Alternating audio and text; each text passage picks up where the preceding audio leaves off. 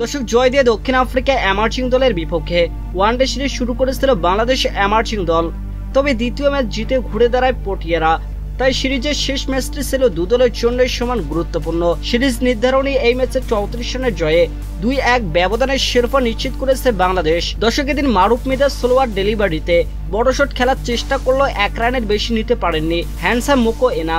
দর্শক, south Africa emerging দলের জয় পরাজয় সবটা নির্ভর করেছিল 37 রানে অপরাজিত থাকা ডানহাতি এই ব্যাটারের ওপরেই। প্রথম বলে সিঙ্গেল নেওয়ায় মারুফ মিদার বিপক্ষে কঠিন পরীক্ষায় দিতে হতো শোষণার শিপকে। দর্শক, এদিন ঝুঁকি না নিয়ে মোকোয়েনাকে স্ট্রাইক দিতে উদ্গ্রীব ছিলেন তিনি। বাহাতি পেসার মারুফ মিদার অফ স্টাম্পের বাইরের বলে অফ সাইডে ঠেলে দিয়ে দৌড় দিলেন শোষণা। 1 রান নিতে মোকোয়েনাও দৌড় দিলেন। তবে ডানহাতি ব্যাটার পৌঁছার আগেই কাভারে দাঁড়িয়ে থাকা আরিফুল ইসলাম সরাসরি থ্রোতে স্টাম্প ভেঙে দেন। আরিফুলের অমন থ্রোতে শেষ পর্যন্ত সাউথ আফ্রিকার বিপক্ষে একদিনের সিরিজের শেষ ম্যাচে 34 রানে জয় পেয়েছে বাংলাদেশ এমার্জিং দল। এমন জয়ের পর আরিফুলকে নিয়ে আনন্দে মাতোরা হয়ে ওঠেন সতীর্থরা।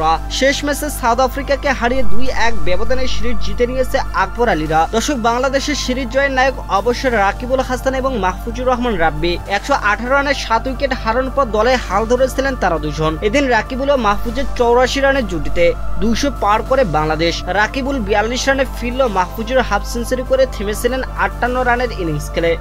ব্যাটিং এর মতো বোলিংয়ে অবদান রেখেছিলেন তারা দুজনেই। রাকিবুল 10 ওভারে 26 রানে 4 উইকেট শিকার করেন। মাহফুজুর 36 রান খরচায় নিয়েছেন 2টি উইকেট। তাদের এমন পারফরমেন্সে 225 রান করে জয় পেল বাংলাদেশ।